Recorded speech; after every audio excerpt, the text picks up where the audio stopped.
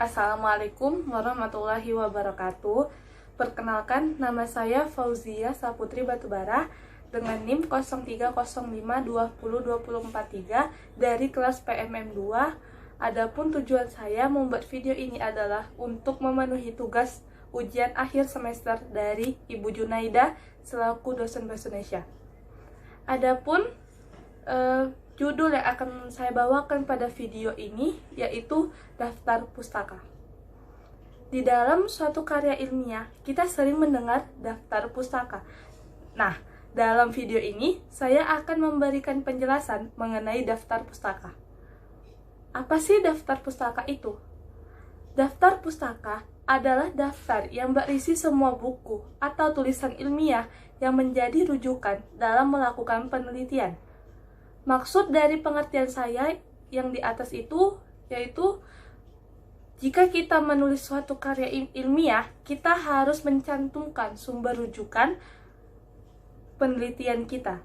Jika sumber itu tidak ada atau salah, maka tulisan ilmiah kita itu dikatakan tidak dapat dipercaya ataupun hoaks. Setelah saya membahas pengertian, saya akan membahas manfaat dari daftar pustaka. Yang pertama itu memenuhi etika penulisan. Yang kedua, sebagai bentuk ucapan terima kasih penulis kepada penyumbang data penelitian. Yang ketiga, sebagai pendukung ide seorang penulis. Yang keempat, untuk mengarahkan pembaca suatu tulisan ke rujukan-rujukan lain yang terkait dengan pembahasan di dalam tulisan maupun karya ilmiah itu. Setelah kita membahas pengertian dan juga manfaat, saya akan membahas tentang tata cara penulisan daftar pustaka dari sumber buku. Yang pertama, itu ada nama penulis. Nama penulis wajib ditulis secara terbalik, dimulai dari nama belakang, dan penulisan nama harus dipisah menggunakan tanda koma. Jika nama berjumlah lebih dari 2 kata, maka urutan penulisan dimulai dari nama terakhir, lalu dilanjutkan dengan nama depan dan nama kedua. Antara nama terakhir dan nama awal dipisah dengan tanda koma.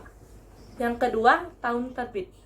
Tahun terbit, penulisan harus berupa angka dan tidak boleh berupa kalimat.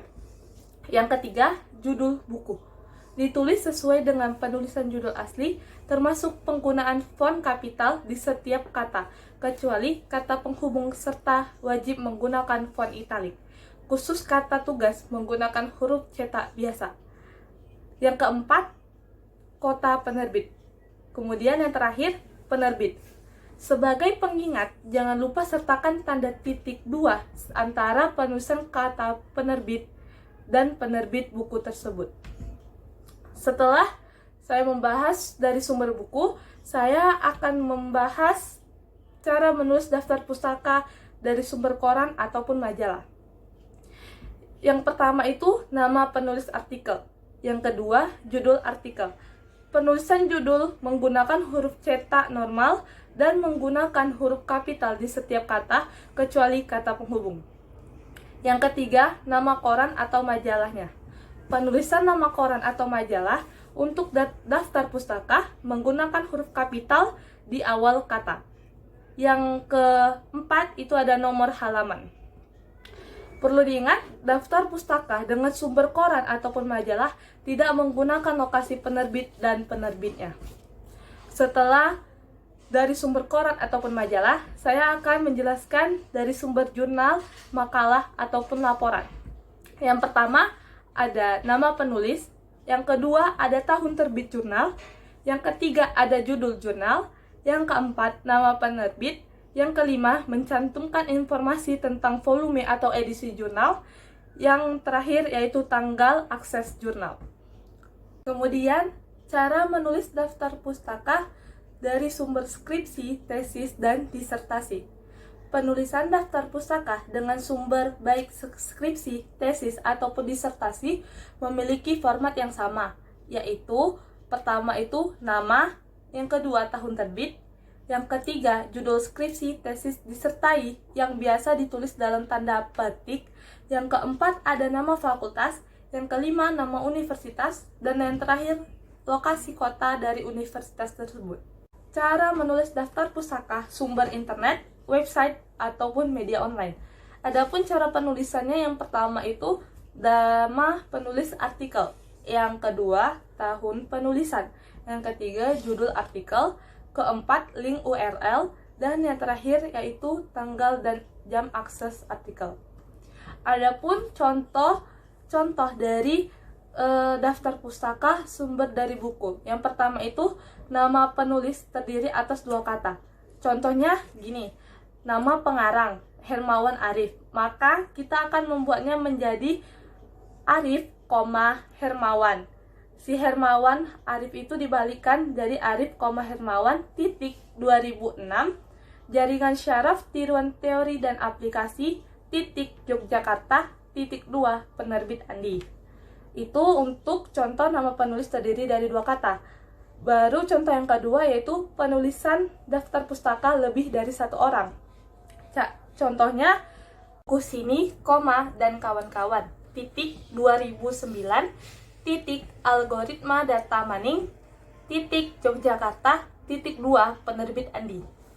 Kemudian saya akan memberikan contoh dari jurnal, yaitu Khalid Jernih VK, titik 2011, titik Some Notes on the Relationship Between Language as and Moral Character, a Case of Linguistic Corruption in Indonesia, Linguistik Indonesia, titik 29, 2, titik 2, 167 sampai 184.